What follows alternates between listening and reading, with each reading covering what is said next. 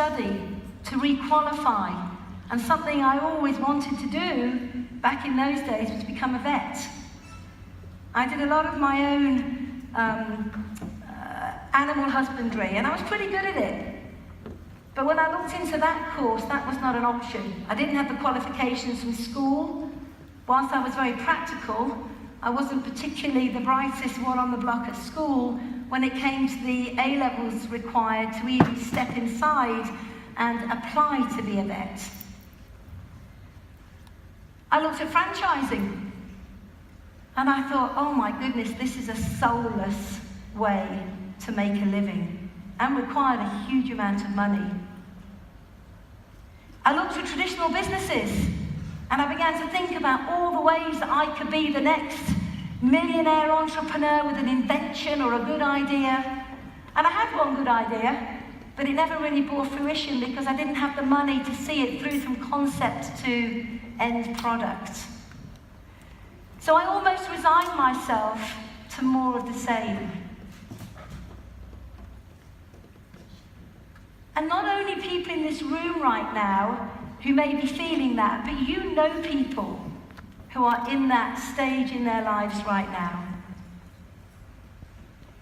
And as a FBO, our job is to help people recognize that they're at that point in their lives where they need to make some decisions. And you do that through your own personal experience in Forever, your own personal stories, your own personal successes, no matter how small they are. I hear many people say to me, but Jayne, I can't go and talk to so-and-so because I'm not yet making $3,000 a month. This is not about what you're doing. It's about the opportunity you offer to other people. And if anybody ever tries to judge the opportunity based on where you're at right now, then you need to encourage them to look at the opportunity for them and not based on where you're going. Isn't it interesting that once you make a decision, a heartfelt decision, not something that's a throwaway decision, a throwaway comment, but once you make a decision that something is going to happen, how the universe realigns itself and brings opportunity and people into your life that can help you with the choices you have to make. I never used to believe all that stuff. I did think it was a little bit hypey and a little bit weird, a little bit American. But it is interesting that once you decide, once you plant something in here, the universe does rearrange itself for you, as long as it's serious. Two good things happened. I met John. How lucky can one man get?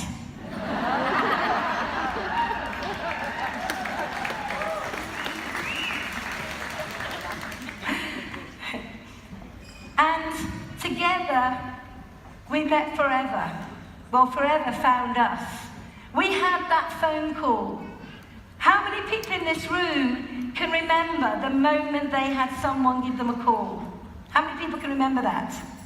It's incredible.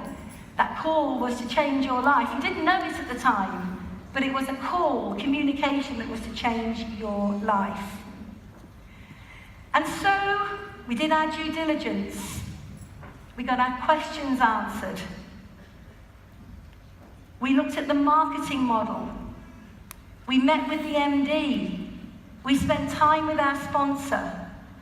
And by time we registered with Forever, our mindset was, we are joining Forever to be successful. We are not joining to give it a go. We are not joining to see if it will work. We are joining to be successful. And I truly believe that the way you embrace your journey with Forever, the thought process that you put behind your decisions, I truly believe that they will dictate the way that your journey unfolds. Because what's really interesting is self-talk. What's really interesting is the way we talk to ourselves in our heads. And don't think you don't do it, because we all do. Every single one of us has self-talk going on at all times.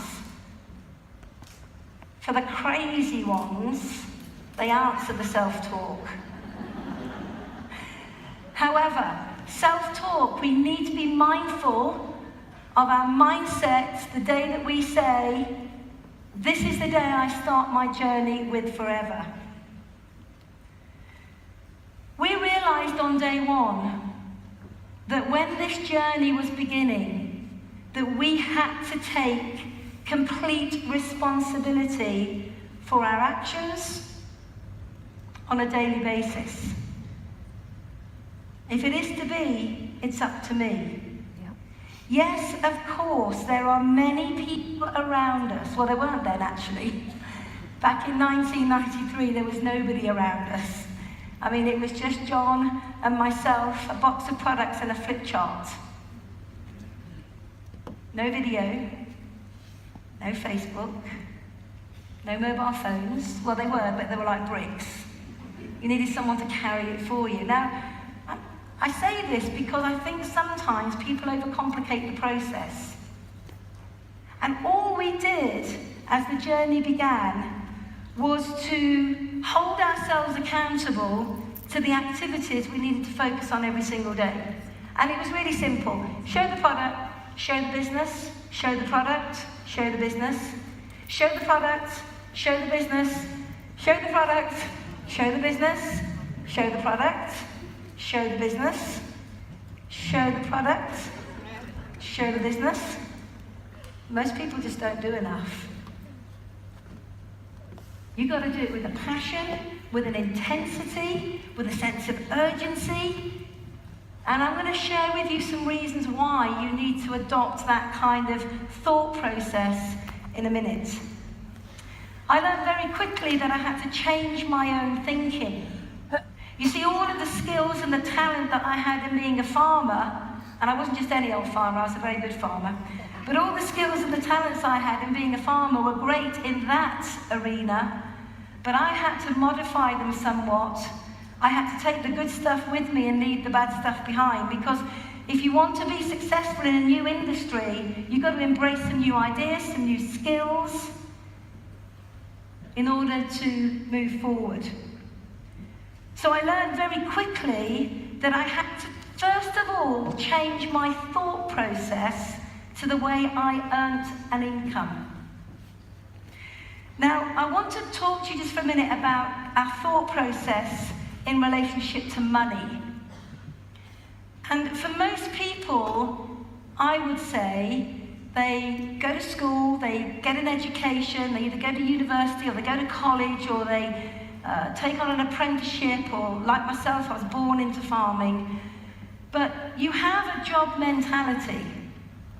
And my job mentality was that I limited my way of life based on what somebody else was prepared to pay me. And in actual fact, we begin to believe we're only worthy of that amount of money. And interesting, there's been some studies on this about how people perceive adverts for jobs. And I think I fell into this trap so neatly that I realised it was true. I was probably making around about, before I went through my nasty divorce, I was making probably about 23,000 a year. That's about 80 to 100 hours a week. And what happens is we become conditioned to believing that's what we're worth. And if all of you in this room right now think about what you're paid in a job, or have been paid in a job, or still are if you're in an employed situation, and we believe within a few £1,000 that's what we're worth, because we're conditioned to believe that.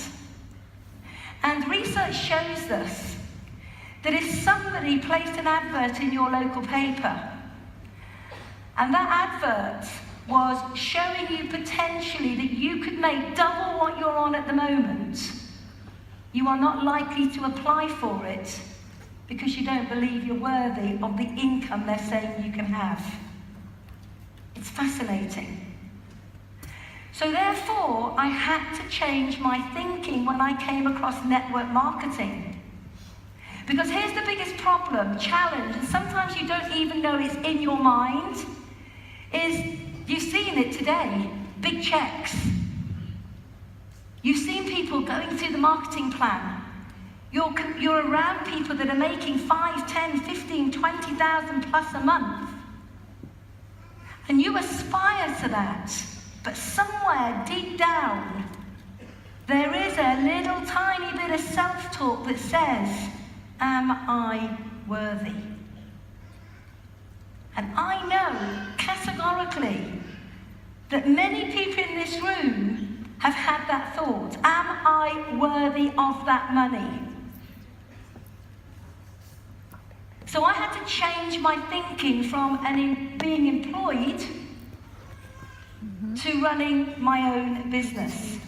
I had to stop thinking about everything I couldn't have and start thinking about the things I could have as I began to develop within the opportunity of forever. I have to share a little story with you. One of the very first people I met in Forever was a girl called Debbie Lloyd. And I was so impressed by Debbie. You see, Debbie had already been involved in network marketing with another company for some years. So her thinking had already been changed. She knew the potential of network marketing. She knew the potential of the marketing model. And when I was around her, she said, Jayne, one of my first goals is to make 20,000 a month. And I remember saying to John, she wants to make 20,000 a month? And I know there will be people in this room right now who will be going, yeah, I'm with you on that, Jayne. It sounds amazing and it's for other people, but can I do it? You don't have to put your hands up, but I know some of you are saying 20,000 a month. And Debbie won't know this, but at the time I used to watch the way she worked. I used to watch the way she integrated with people. I used to watch the way she would do phone sessions and trainings, and I thought, she can do it, I can do it.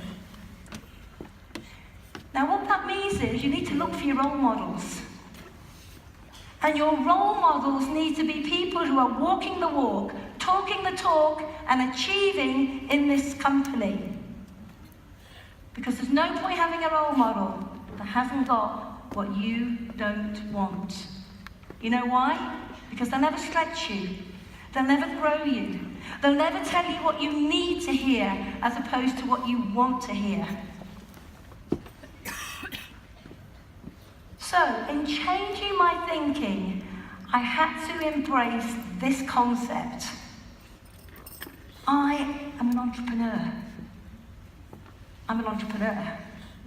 And when you first start off in network marketing within this industry, you go, I'm an entrepreneur. And you say it and you don't really believe it.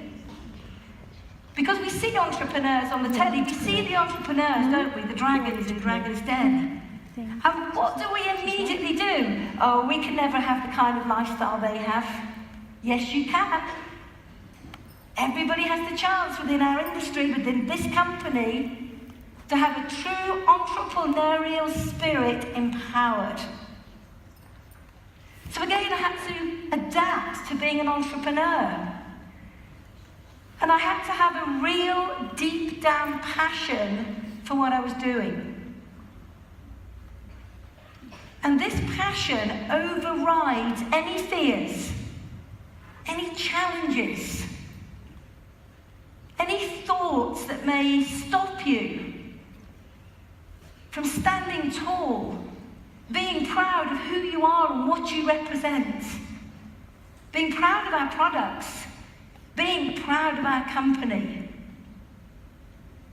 being proud of our industry.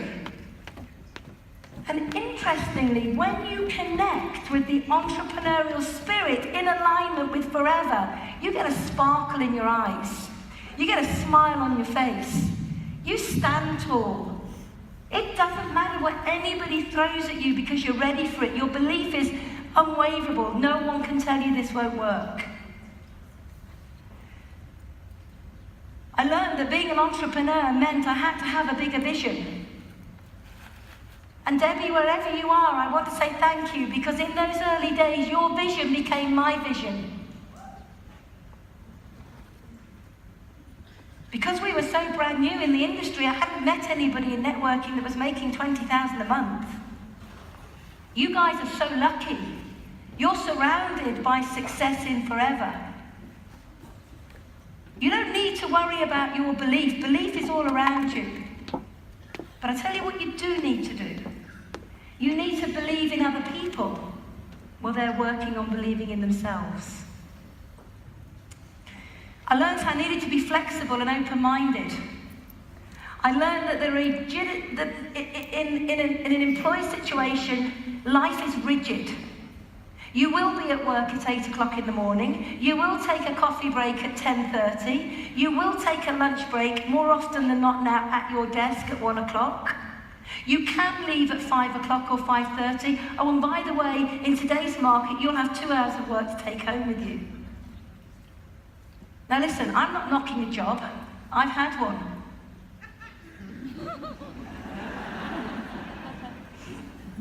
But what I am saying, there is a better way. There is a better way.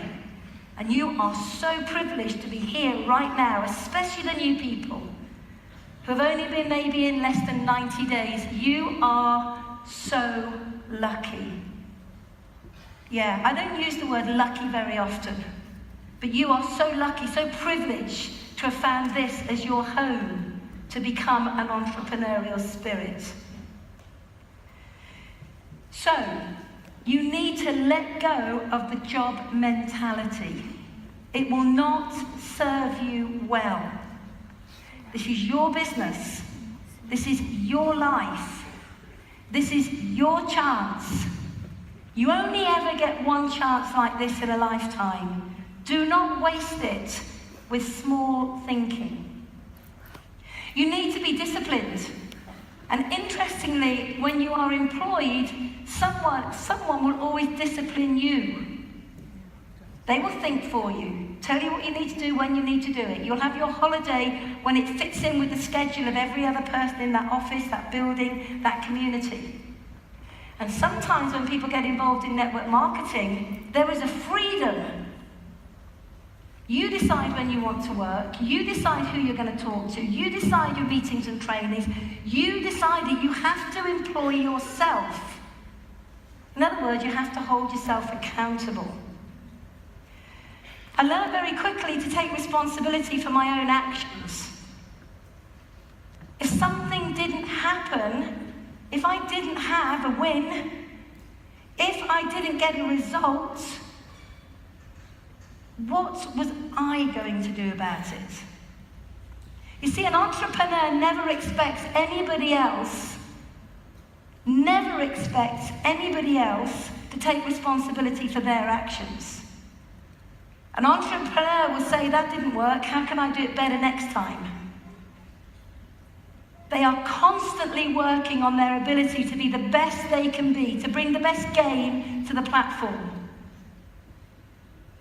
And I had to learn that. But I was very fortunate to be brought up in a family whereby I was always encouraged to bring my best games to the table.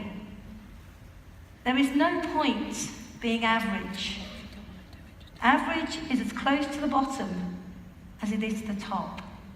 And every single one of us has a seed of greatness within them. Every one of us.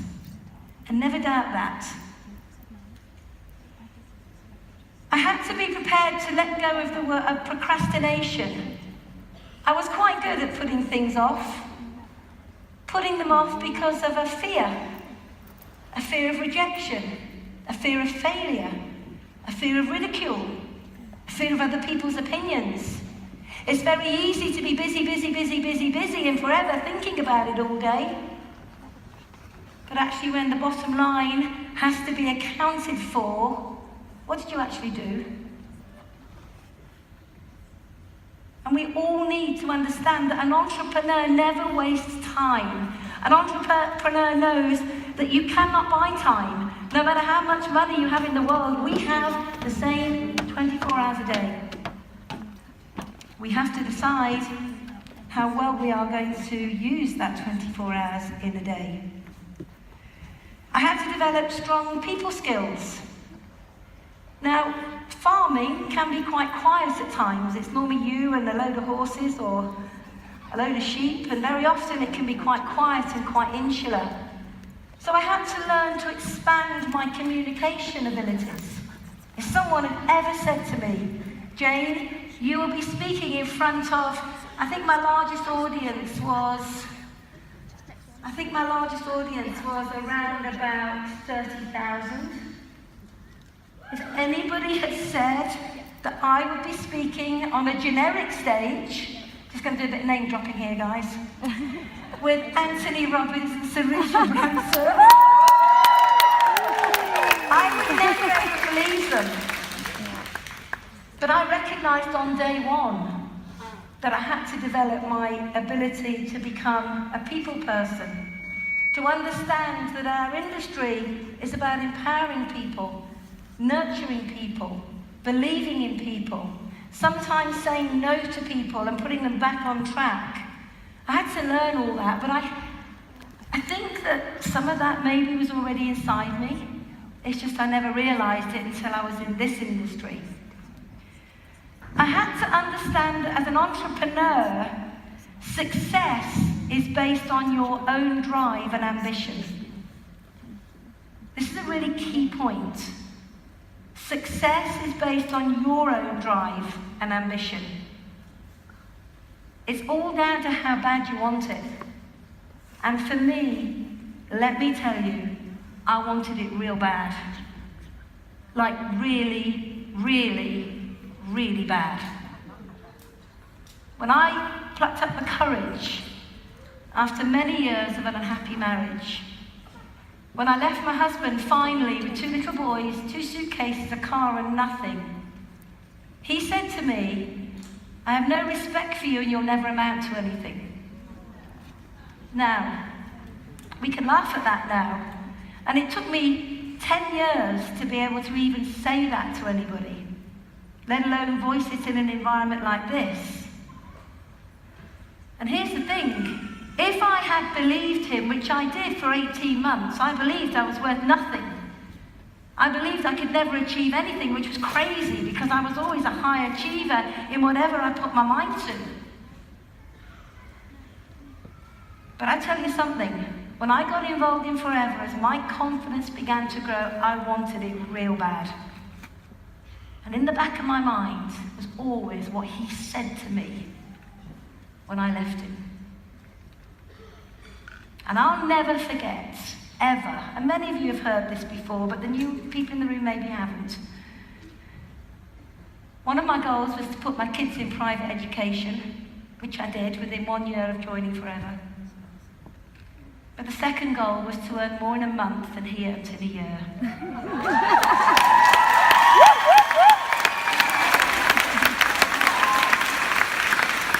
And I can remember the day that check landed on the floor. When I opened it up and I went, holy cow. I've done it. I had a happy dance around the kitchen. We have lots of happy dancing in our house. When something happens, we have music, we play it loud, we do a happy dance around the kitchen. I happy dance, let me tell you. I rang up my lawyer and I said, I've done it. Let's ram it down his throat. Let's show them. Let me show him. Sadly, I wasn't to have my moment of glory because she said, Jayne, whoa, hold on. I said, what? She said, best he doesn't know. Otherwise, he might come to you and start taking it off you. And I said, over my dead body. Never underestimate the power that you have inside of you to achieve greatness. Never underestimate it. But you need to find what your driving force is. You need to connect with your ambition, whatever it may be. And it's different for all of us, but you need to have that connection. Because without it, you'll never have your moment. And your moment may not be like mine, but you will have a moment where you wanted to prove yourself to somebody. Maybe somebody you love in a relationship has said, oh, you'll never do that. We all have a driving ambition to prove somebody wrong, and that's an entrepreneurial spirit. We need to plan, and we need to plan, and we need to plan, and we need to plan. You leave nothing to chance on the road to success. Nothing. You leave no stone unturned. You're an entrepreneur. You don't just do the basics, you do more. You don't do 2 calls a day, you do 5. You don't do 5 one-to-ones in a week, you do 10. Test yourself, push yourself. Where can you go? You need to be willing to experience failure and understand how to channel it into success. This is really important. This is so important that it can make or break people. I want you to think about the times that you've been disappointed in life, in forever, the times you've been frustrated, when things haven't happened. What do you do with that energy? Do you allow it to engulf you and destabilize you? Or are you big enough to take a step back and say, okay, that didn't work. It's time to move on. Time to try again. Time to brush myself off and have another go. Failure teaches us more than we ever know, but only if we know how to handle it. Let me tell you, on this journey to success in forever, I have experienced a lot of challenging times, a lot of times when I failed to achieve a goal. And it would have been so easy on many an occasion to say, I'm done, this is just too tough. But you know what? Tough times never last, but tough people do.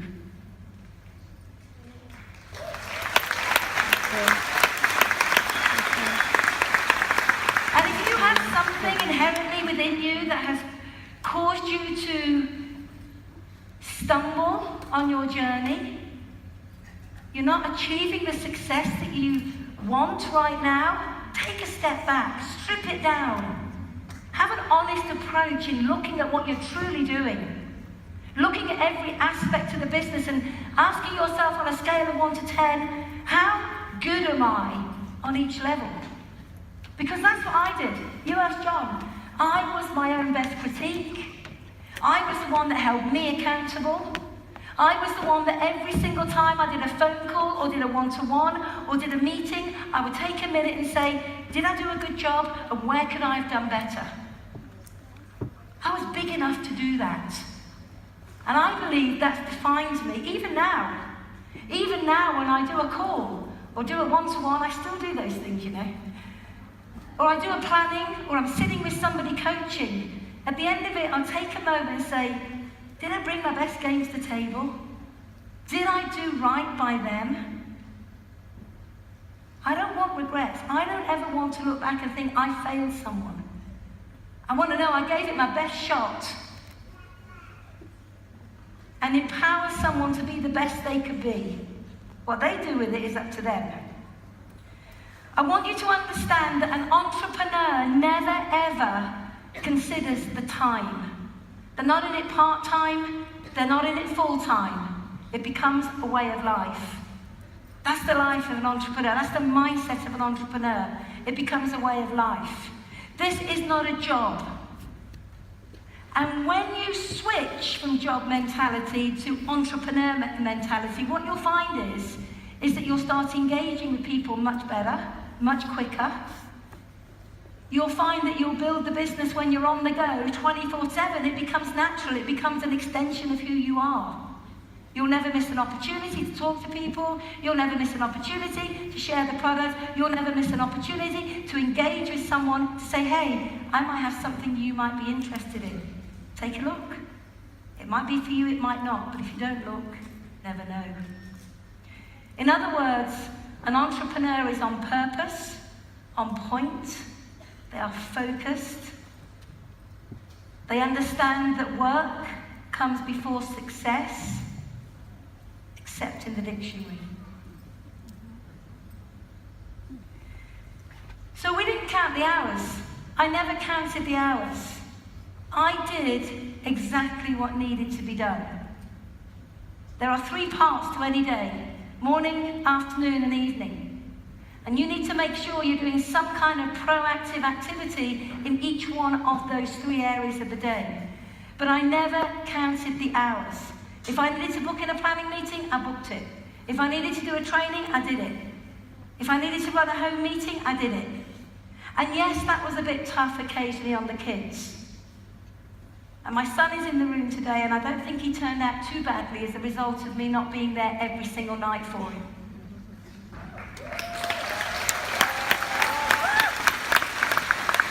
As long as you explain to children that you're having 1 year of flat-out activity, you're building a foundation that's going to ultimately give them the most unbelievable life, they're on your side. Encourage your kids to be young entrepreneurs. Encourage them to have goals and values. Show them what the meaning of work ethic is through your own work ethic. Don't put off until tomorrow what can be done today. Always be prepared to do a little bit more. And recognize the simplicity of the business. This is my big focus, I guess, at the moment, is demystifying the simplicity of what we do. You get paid to become a phenomenal user of the product. Now, I always used to think that we were using a lot of product. And in the early days, that was tough because we didn't always have the pennies to invest in more product, but bit by bit, we disciplined ourselves to every time we placed an order, we would add more product to the order so we could try it. And I remember back in the day, and 1 or 2 of you in the room will remember this couple, there was a couple called Kevin and Lily Chan. These were the guys that had joined Forever before we did in the UK, and they were storming it. And I must admit, in my naivety in the early days, I thought to be successful you had to recruit a load of Chinese people. Clearly you didn't, but that's what I thought. But anyway, I remember Lily Chan was unbelievable with the product. And I remember having a little training at our house and asking her if she would very kindly come and talk about the product. And she walked into my house, and there was about 20 people there, and she asked for some product that she needed to show very visual examples of how they worked, and I didn't have it. And there and then, in front of everybody, she literally said, what do you mean you don't have it? You don't have NPD? You don't have Arctic Sea? There was a product at the time called ProSet, which was like a styling product. You don't have ProSet. And there was a whole list of products I didn't have. And she just looked at me and shook her head. You know how that can make you feel about this big? I tell you something, from that day on, I can tell you she started using the product. And I know for a fact that most people in the UK don't use enough. I agree. You want to go to Japan, where they drink a litre of gel a day. So we use the product. We retail the product. We share the opportunity and sponsor people, and we coach them to do the same. And I urge each and every one of you to keep the process simple. Our industry of network marketing was designed many years ago, to be a process, a system that allowed people to create something quite special using a simple process. It was never designed to be a Mensa test, which is what it can be at times today. So keep it simple. And when you apply some of those points I've shared with you, not only will you see results coming, but we saw results coming. We went supervisor in 5 weeks and manager in 14 weeks. People say to me, how on earth did you get to manager in 14 weeks? I said I was just ignorance on fire. I wasn't a slick professional networker. I was an enthusiastic distributor, we were called then, that had a big dream and a big goal and just took advantage of an incredible marketing plan and an incredible product range. So make a plan to get to supervisor, because once you can become a supervisor, you can teach it. And if you can teach 5 people to become a supervisor, you crack manager. That's a really simple plan. So, my next sort of part of progress, if you like, was my thought process. I can do this. I can do this, and you know what? I'm going to take people with me.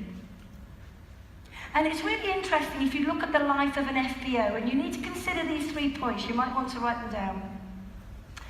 When you work with a brand new FBO, they are completely dependent on you.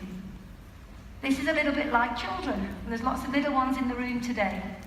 These little tiny tots, before they can even walk or feed themselves, are completely dependent on you for everything in their lives. And actually, in much shorter terms, so is a new FBO. They're completely dependent